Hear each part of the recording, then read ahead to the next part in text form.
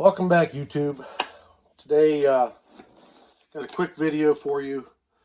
I started to replace the oil cooler on my 2.7 liter project here, and thought I'd ran into a little something. I thought I'd bring you along just to show you. It's going to be a quick video, hopefully less than about 5 minutes, as I've already got the oil cooler off that lives right here in this location, attached with 4 of these little tiny cap screws, 5mm Allen head in them. So obviously removal is pretty simple. You take the 4 screws off, you pop the old cooler off, and then you may run into something that looks a lot like this. A lot of cruddiness, some coolant clearly starting to leach out, solidify, crystallize.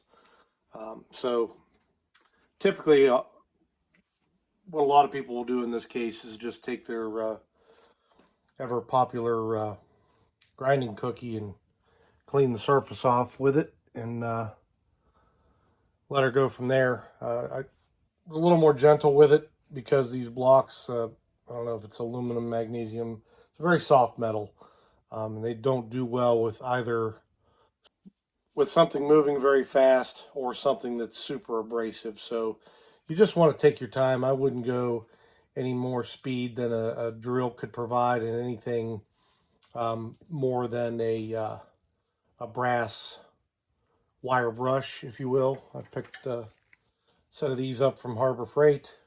They seem to do a pretty good job of getting down in the grooves.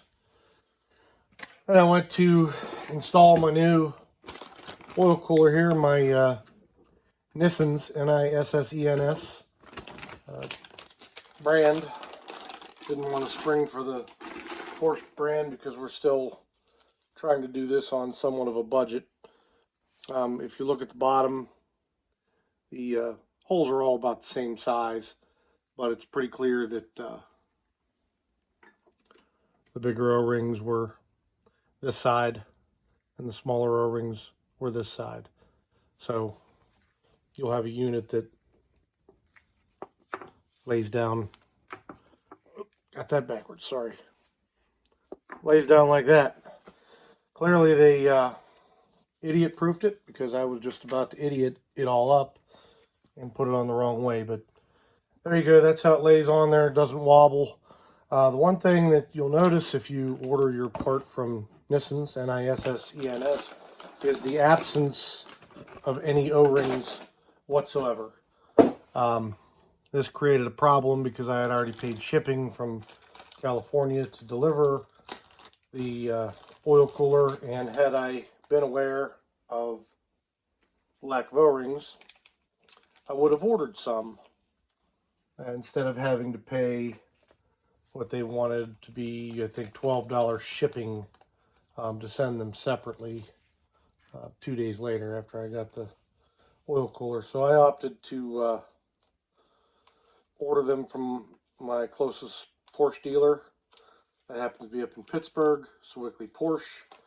Great bunch of guys up there. If you ever have a chance, I would highly recommend them. They went ahead and ordered these in for me.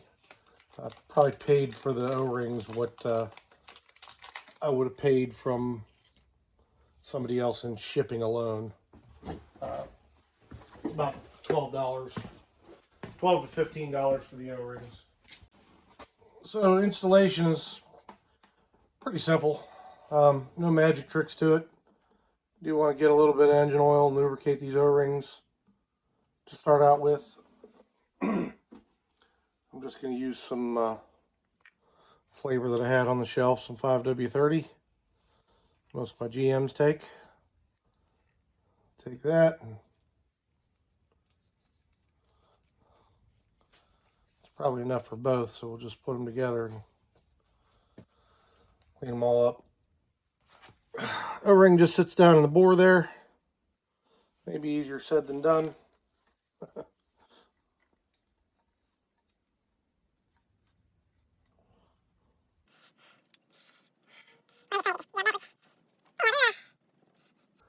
Good thing is I know they're the right O-rings. I ordered them from Porsche, and they couldn't possibly make a mistake. Sarcasm intended. And then you got two more.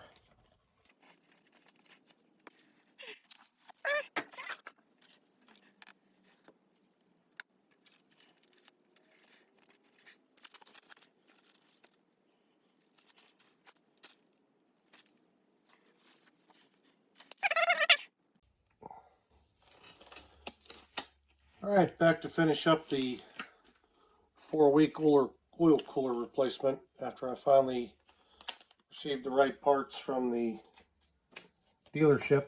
As I mentioned earlier, the Nissan's oil cooler does not come with new O-rings, and my old O-rings were pretty much flat as washers. I don't know if you can see that or not, but they're in bad shape. Definitely not worth even trying to reuse. So we got our fresh O-rings, fresh from the dealership. I'm going to lubricate them just a little bit. A little bit of engine oil, silicone spray would probably be best, but a little bit of oil won't hurt them. They just fit neatly down in the grooves. And if they don't fit neatly in the grooves, you probably have the wrong O-rings, like I did. Same thing with the larger O-rings. Just lubricate them a little bit so they don't pinch. I mean, it tightens straight down on there, so they're probably not going to pinch, but just to give them lubrication to properly stay in their grooves and don't move around on you because something's grabbed them. Put those 4 in. Then we will grab our new oil cooler. Looks to be of fairly decent quality. No complaints there. Only goes on one way. The 2 bolt holes towards the crankshaft are closer together. The 2 farther away from the crankshaft are farther apart. And then you have the 4 inverted hex bolts that attach it. You want to start those by hand because you don't want to strip these threads out, as with anything on this engine.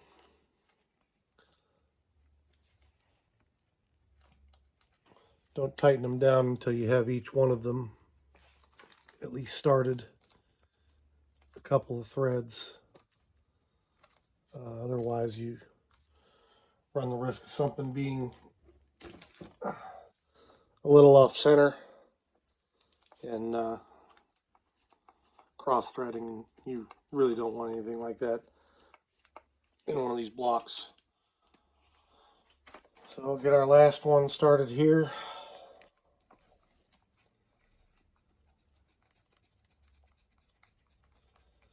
And we're going to torque them down to spec. The specs that I found said 7 to 8 foot-pounds, which translates to about 90 inch-pounds. I've seen some other specs as high as 17 foot-pounds. I don't know, I'm going to do the lower one first, and unless that is wrong, the video will be done. If it is wrong, I'll come back and correct it here towards the end of the video and get the proper spec documented in there. Now it looks like I am going to have to use a short extension to get this to go in properly, so bear with me, I'll edit this part out.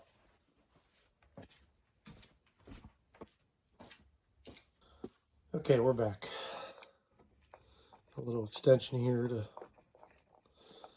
I know it's not the best idea in the world to use a torque wrench with an extension, but most of the time when you do, it's because you have to. It's not because you want to.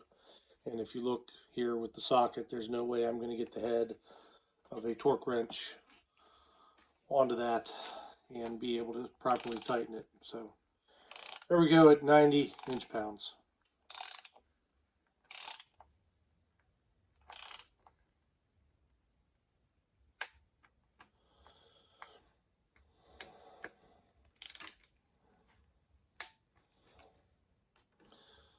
And I'm going in a cross pattern. I haven't seen anything that says there's a certain pattern that should be followed on this, but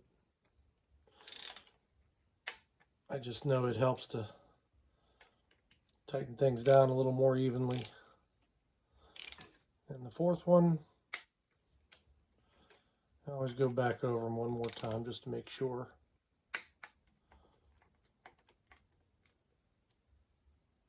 One, two,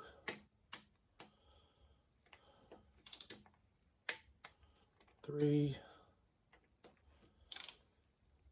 and four. And again, those bolts are 5mm inverted Allens, inverted hex, whatever you want to call them. They're inverted six-sided things. That's pretty much it. I discussed earlier how difficult it might be to get this with the plenum up over top of it, and access from the front, which will probably be your one and only way of doing it, is probably only gained through removing the AC compressor, which I've done here, and then coming in from what would be behind the seats in the vehicle to gain access to the cooler itself. That's pretty much it. Got my old cooler here that just probably died from old age. See the crusties from the, I'm assuming this side is a coolant passage because you've got a lot of the crystallized coolant, and then this side would be the oil passages. I am going to swap the hose from the old one onto it. Probably will eventually get a new hose, but just so I know where it was and where it went to when I'm putting everything together, it'll be on there, so I won't have to search my garage for it. Anyway, that's it for the oil cooler install. If you this interested you at all, I'm going to do more videos on this build, up to and including putting the engine in the car and taking it for its first run in quite a few years. Please hit the like button. Want to see further videos, please subscribe. I'm glad to do these. I don't get anything from doing them, nor do I intend to. That's a pretty narrow subject, and not a lot of interest out there in this, other than people that might be doing this themselves or might be Boxster owners. And as the 2.5s become more and more obsolete, the 2.7 is going to be a viable alternative if you were to have, say, an IMS failure or something like that. I don't necessarily think this is being done for any gain of horsepower or anything like that. It's just simply, well, for my case, this engine was simply too cheap to pass up, and rather than rebuilding the 2.5, this was a much less expensive alternative and something that I can have fun with and play with until not have to mess with my other Boxster that is it's in pretty good shape and pretty well put together. So anyway, please like, please subscribe, and hope to see you next time. Thanks.